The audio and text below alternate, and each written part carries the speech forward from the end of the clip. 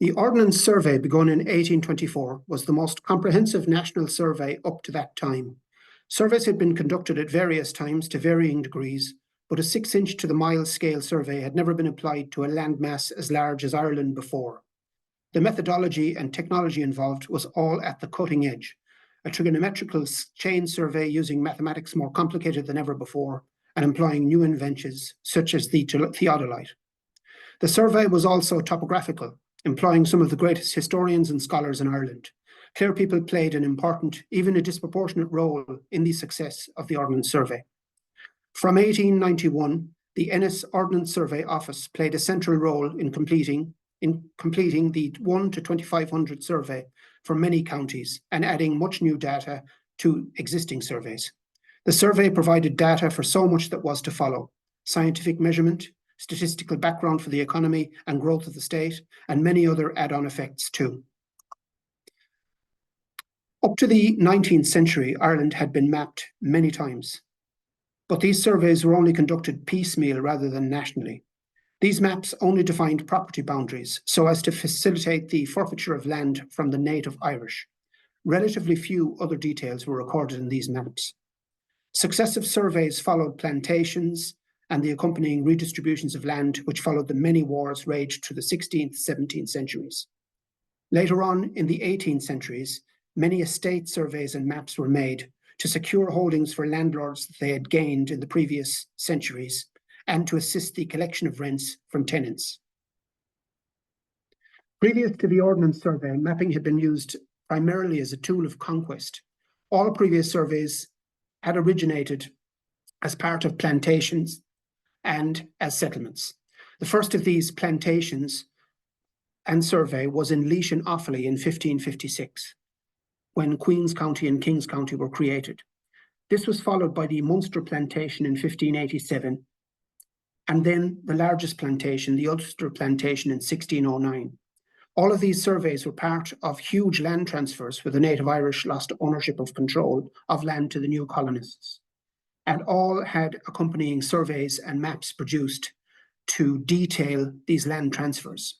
But these maps were specifically for land transfer and not to show any other details. Clare itself was surveyed in 1639 by order of the Earl of Strafford. This was part of a survey carried out for Connacht, of which Clare was part at the time, and which excluded Connacht, or which excluded County Leitrim. This survey was used for tax assessment in Clare for another 200 years, and by the 19th century, these maps and all accompanying maps and surveys were really inadequate other than as a historical record, but yet continued to be used for all kinds of public services by the grand juries and for tax collection and for public services. This is the William Petty barony map of the 1650s. This map was created to enable the redistribution of land to Cromwellian soldiers, and is so-called the William Petty map because William Petty is the man that basically drew it. It was based on the Down Survey of the 1640s, Civil Survey of the 1640s, which was a survey which listed all the landowners and listed the various transfers of land as before. This is an estate map. In fact, the Moland estate map of 1703, which is housed in the Petworth House archive. This survey and map were created for the Earl of Thomond at a scale of 40 perches to 1 inch, or 2 inches to the mile. The problem with this map is that the scale is uneven and an awful lot of details aren't recorded. In fact, Brian O'Dollig, in an article in 1987, was able to demonstrate that Moland only depicted the more substantial buildings in the town of Ennis. You can see what's now Parnell Street, what's now O'Connell Street, and what's now Abbey Street, and then going over the Club Bridge. And yet, all of the area here by the river would have contained probably cabins, and we know there were other substantial buildings, such as 2 corn mills, a miller's house, and many other buildings which are listed in an accompanying list which went along with the Moland estate maps. So this is inadequate as a true representation of Clare. In the 18th and 19th century, the grand jury was the most important local body in rural Ireland, empowered to raise money by means of county rates for a variety of purposes, from the construction and repair of roads and bridges to the upkeep of local institutions such as hospitals and lunatic asylums. In 1780, they commissioned a map to aid the collection of tax and assist in their many responsibilities. Henry Pelham's map of County Clare was published on 12 sheets in 1787. Pelham's map was intended to be joined together and displayed behind the grand jury as they deliberated over presentments and other local government matters. At approximately 3.25 meters squared, the map would have been by far the largest document a member of the public had ever seen, and therefore was designed to impress members of the public. However, it was deficient in details, and the scale of the map again was uneven. It was, within a few years of its creation, obsolete, and new maps such as Taylor and Skinner's Rome map had indeed superseded it. These themselves were inadequate to serve local or national government. So then, Ireland by the 1820s was one of the most surveyed places on earth, a result of its contested military history and of the huge transfers in land ownership which had taken place from the mid-16th century to the early years of the 18th century. And yet, up to this time, no single survey had taken place.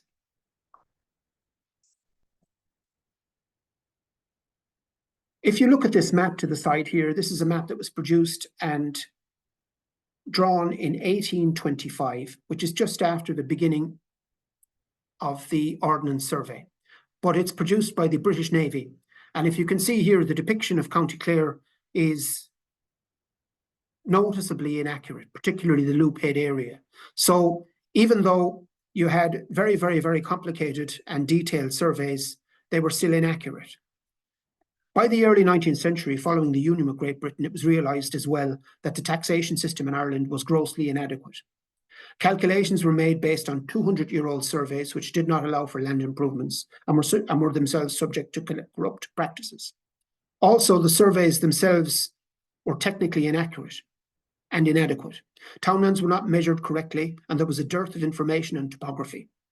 Following a parliamentary commission, it was decided to employ the military to survey the island, as private surveyors were seen as having too close a relationship with the grand juries in Ireland, who administered local government and who were composed of local landlords. Major Thomas Colby was placed in charge of the survey in 1826, and Thomas Ayscue Larcombe was appointed his second in command. Both men set standards in surveying and topographical research that were to be emulated throughout the world. The focus of the survey was unprecedented in its range, with several teams working on parallel surveys. One set of men carried out a triangulation, surveying and plotting of measurements on paper, while another recorded place names, antiquities, and the description of monuments and sites. Yet another team worked out the correct representation of elevation from sea level. Colby and Larcombe employed low-ranking soldiers to do much of the surveying, men who were later to be known as sappers. While this is probably done for monetary reasons, the effect was to break much of the old class structure in the survey. Likewise, the survey employed many Irish people in a variety of roles, and many of these Irish people were trained to the highest degree and were afterwards engaged in surveying around the world. The scale of the survey was to be 6 inches to the mile, a scale that at first caused controversy, but which was later backed because it would be detailed enough to facilitate land transactions and improvement. Fortunately, the old Irish plantation scale of purchase to an inch corresponded to this new scale. The Lord Lieutenant, the brother of the Duke of Wellington, in the beginning was opposed to Catholics being represented on the Ordnance Survey team, but this was overruled by Colby. And later on, the Lord Lieutenant and his brother, the Duke of Wellington, were able to push the project over the line so that it began in full flight in the 1820s. All of the surveys were then shelved, including, interestingly enough, a separate survey for Clare, which was ongoing at the time, Ball's Survey of Clare. The survey featured unprecedented improvements in equipment. Chain links, this time for measuring out the areas, were steel and not prone to stretching or bending. Temperature gauges were employed for measurement of elevation, and theodolites were introduced, having been used previously in India. Levels for Clare were determined at Kilbaha, Kilrush, and Ennis, and from these, in the late 1830s, baselines were calculated, and then the county surveyed. Surveys were done on a county-by-county basis. This wasn't specifically a national survey in the sense that it was all done as one survey of all of Ireland, but a series of county surveys which were then joined together. Spot heights were only put in rather than true contours. So to a degree, the survey looked rather bare and was to be improved upon as time went on. Several Clare natives were pivotal figures in the Topographical survey, as local civil surveyors and helpers, but most of all in researching history and place names. Owen O'Corry, anglicised as Eugene O'Curry, and John O'Donovan of Kilkenny were the most significant field workers employed by the survey. The Ordnance Survey notes collected by O'Donovan and O'Corry remain one of the greatest works of historiography and archaeology undertaken in Ireland. Eugene O'Corry joined the staff of the Ordnance Survey in 1835, and he remained there until the topographical staff was dispersed in 1842. He was also involved in many other projects, the founding of both the Irish Archaeological Society in 1840 and the Celtic Society in 1845. And of course, he translated many, many texts. O'Corry, who came from the Loophead West Clare area, assisted O'Donovan in much of his fieldwork, conducting fieldwork himself and recording data from interviewees. However, the greatest amount of his work was done in the library. In addition to fieldwork, Owen O'Corry conducted a huge amount of background work on Irish manuscripts. He is estimated to have read 30,000 pages of ancient annals and extracted valuable information from them to be used and to help the Ordnance Survey map people. When the Ordnance Survey began in the late 1820s, there was a certain amount of opposition amongst the general population. However, Colby had ensured that the survey workers themselves, though they were members of the military, were unarmed, and he took great care that they would not, to ensure that they would not engage in regular military or police activities so as to create trust amongst the general population. There were certainly altercations in Clare and elsewhere through the first years of the survey, but in time, the sappers gained the trust of the local population, especially as surveying was understood to go hand in hand with land reform and therefore would be of benefit to the general population. I've listed two instances, one of opposition and one of support. The first is in the Clare Journal. It mentions that in 1828 in Killanena, there was opposition to the erection of an Ordnance Survey signal point. The disturbances related became violent and the constabulary had to be called in. A lot of the locals believed that there was, I guess, a conspiracy theory and that this was the precursor to some sort of military action or invasion of all of the island, or perhaps another plantation, but these proved to be unfounded. Another report around the same time shows a slightly different reaction. 23rd of September in 1828, in East Clare, the locals travelled up a hill in great numbers to help engineers build a trigonometrical station. And then beside it, they and the sappers constructed a tower as a monument to Daniel O'Connell's achievement. This, of course, being in the year that he won the election to the Westminster Parliament. So, the first survey was completed in the 1840s. As I've said, there was a lot of work still to be done in mapping Ireland, in effect to fill the map in. So by 1888, it was decided that a new survey needed to be established in Ireland, and it was, to create a much more detailed map and a survey. The scale in the first survey had been 6 inches to the mile, but the new survey was to be a little over 25 inches to the mile, 25.044 inches, or basically as a metric map, as a 1 to 2500 scale. 4 offices were set up to administer the survey: Belfast, Dublin, Cork, and Limerick. However, after 3 years, the Limerick office was adjudged to be inadequate to the purposes of the survey, and so the regional office for the West was moved to Ennis, to the former Erasmus Smith School, now the Colostum Murrah, which had just recently closed as a boys' school. So Ennis was quite lucky in that it was able to get to be the centre of the Ordnance Survey for the West. Much of the old 6-inch trigonometrical framework was left intact for the 25-inch survey, and county maps were retained. In other words, counties were surveyed on a county-by-county basis rather than it being surveyed as one national network.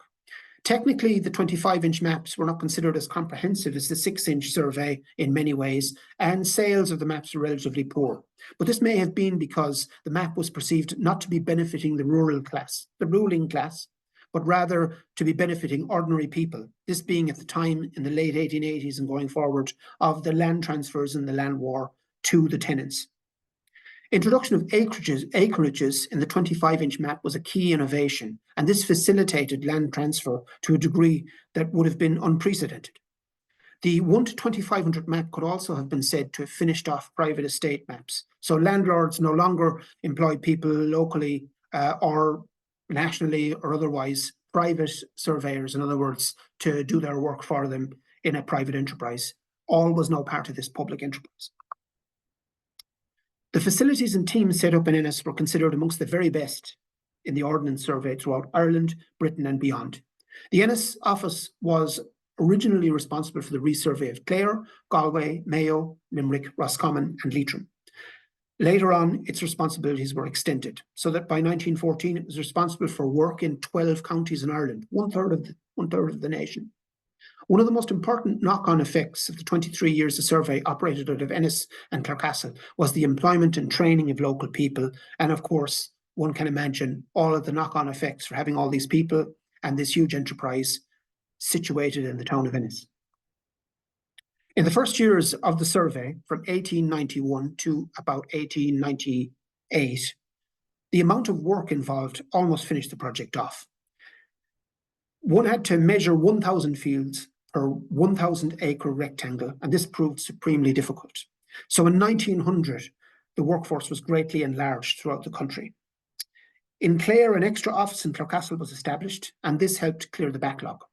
When this was achieved, the office was closed in 1905, although the castle complex itself was still used in conjunction with the survey until 1914. Fieldwork was finished on schedule by the Ennis office in 1913. Sparsely populated areas in Clare, such as Bendash in Kilmaley, Mylussa and Sleevaughtry in East Clare, were not surveyed, as they were generally mountainous areas and not that well populated, and it was considered that the original 6-inch survey was useful enough for those areas and they didn't need to be resurveyed.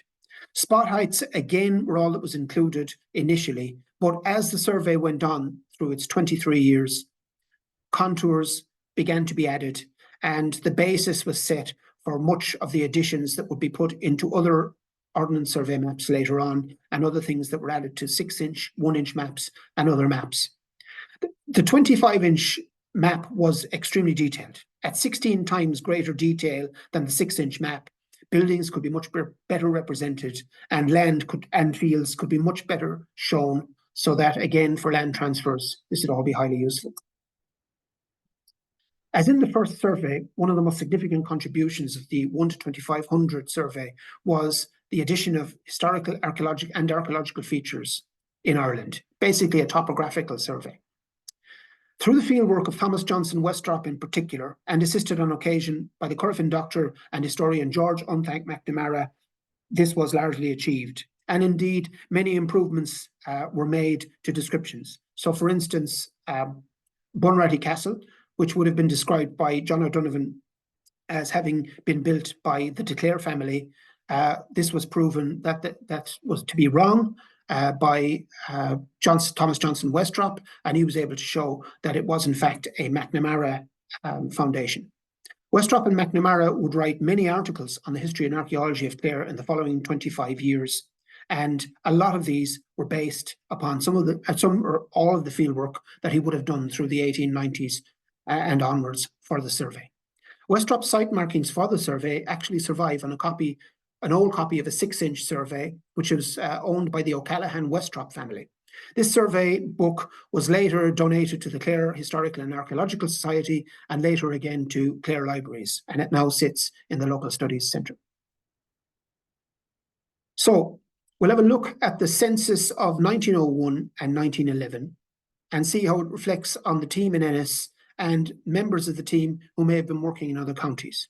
I'd like to thank Lucille Ellis and Michael Maguire for donating material, which really has helped me in this aspect of the presentation.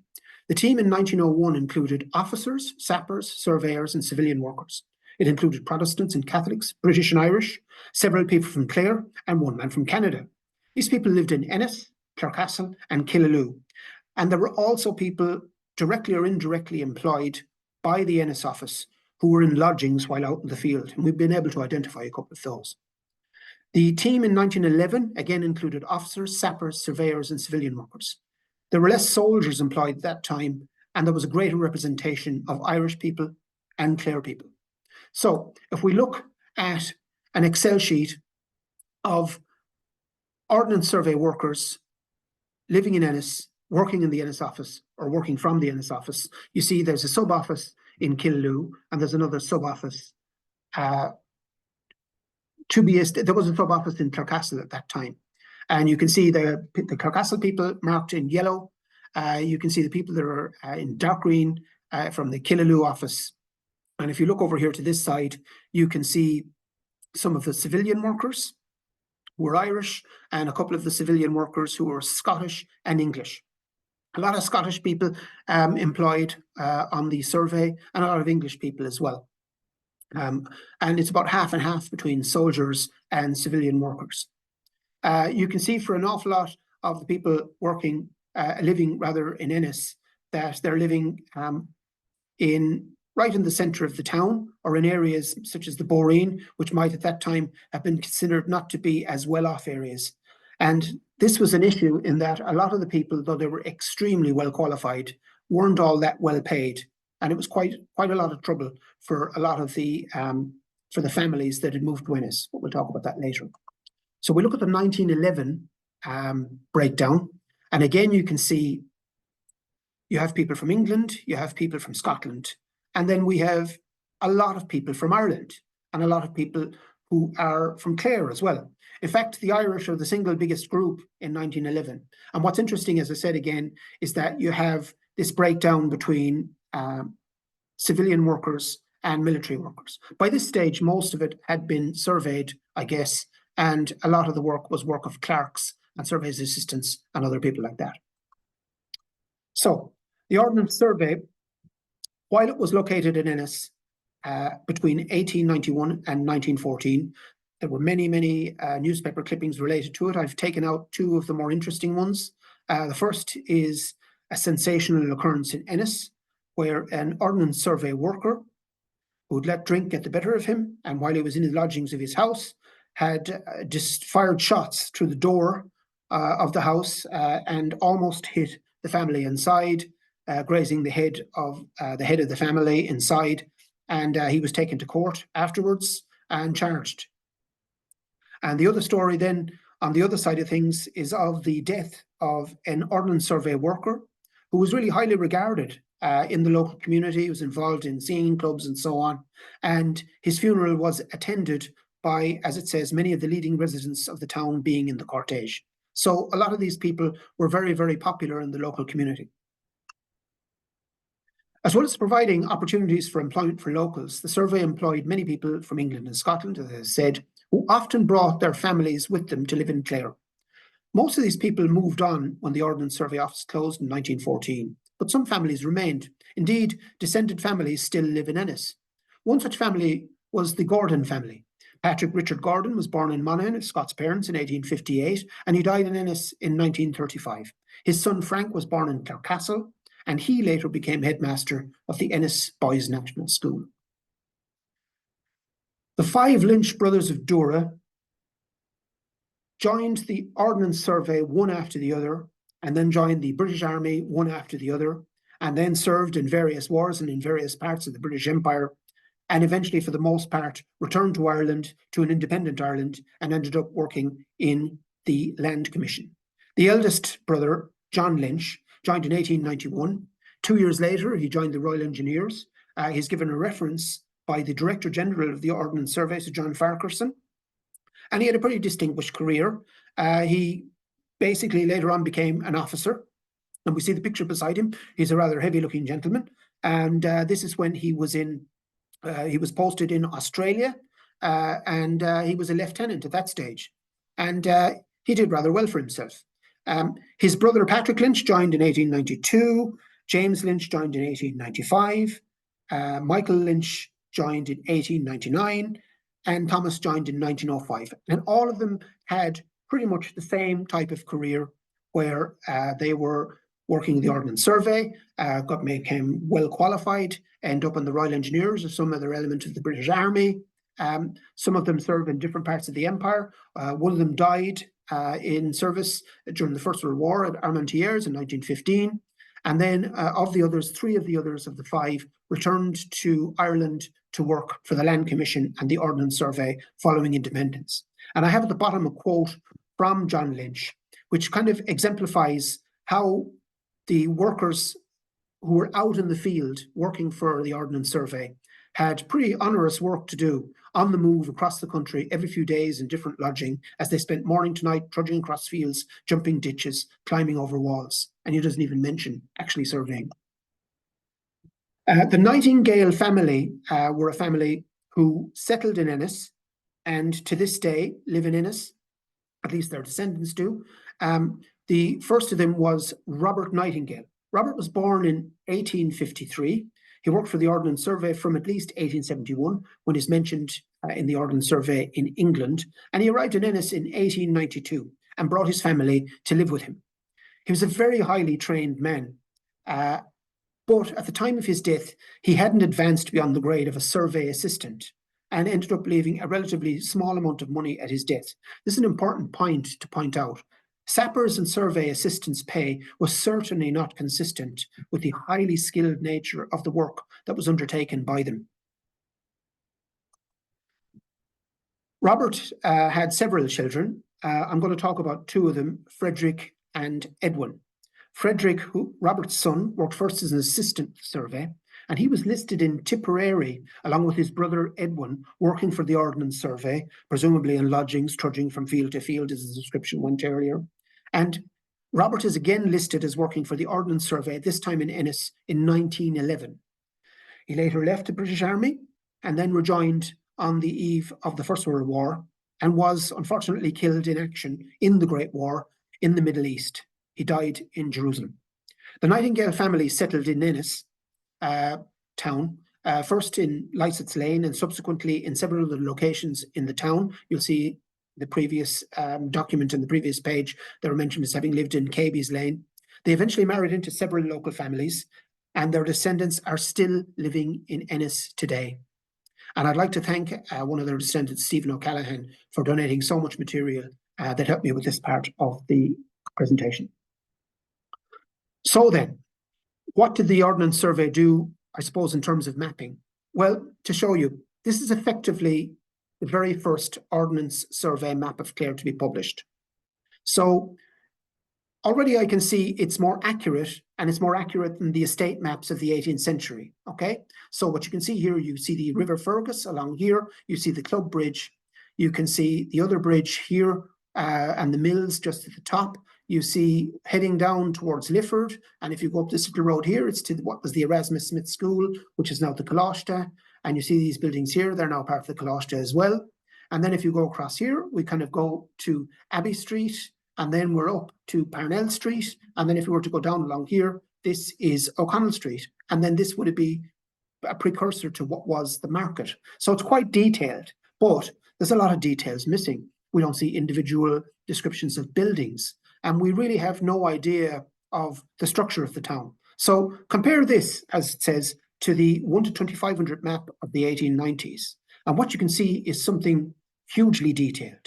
You can see that each building has been separated out, and you can see that for the purposes of the valuation, the Griffith valuation, which was a tax valuation produced in the 1850s and something that was a direct result of the statistical and scientific information that had been collected by the Ordnance Survey, that they were able to determine where everybody lived, the kind of property that they owned, which would contribute to the paying of income tax, but would also protect people in terms of their properties and what they owned, and they couldn't be at the beck and call, I guess, of landlords and other possibly unscrupulous people. And it's an amazing record of Ennis, you see here, from 1894, and to be honest with you, it's something that we would fully recognise today. So you're looking at the Ordnance Survey map, the Ordnance Survey team in 1913. And these are all these well-dressed chaps here. Now, I mentioned earlier on a funeral. The funeral was of C.G. Trinnery. And in the article that was listed, that detailed that funeral, they listed a number of the members. In fact, I think probably they mentioned most of the team that were in Ennis at that time, I would think. And so for this picture, we don't actually have the names of the people on the team, but I think that you can probably correlate the names from the lists that you take from the Clare Journal, and you could probably equate it to the team, especially when you look, as some of the members have their stripes as sergeants and other members of the military, you may be able to extrapolate. And another lovely feature here is this old theodolite here, which is to the side, which would have been used for measuring kind of elevation and distance and other things like that. It's fantastic. And it really was state of the art for the time. So then, the Ordnance Survey's work is completed largely in 1913, but it was believed that they would remain on in Ennis and that it would continue to be part of the community. But this was a military operation, and all of a sudden, in 1914, it was closed. And the Clare Journal story, which related, describes it as a blow to Ennis. It says, as a bolt from the blue, the intelligence was communicated to the staff of the Ordnance Survey on Thursday that the Ennis offices were to be discontinued as a branch of the Survey Department, and that the men were to be transferred to various offices in England and Ireland. The news of the closing of the Ennis office was a complete surprise to the men, for a considerable sum of money had been spent on the place by the Board of Works during the last couple of years in new fittings and lighting arrangements, and it then seemed that their permanent stay in the town had been assured. There had been 4 centres in Ireland: Dublin, Belfast, Cork and Ennis, and the offices in Ennis were admittedly amongst the finest in Ireland. There are about 40 men in the staff, about half of whom are married, so the loss to the town when they are sent away will be little short of £2,000 a year, and this is a loss which the old town can ill spare today.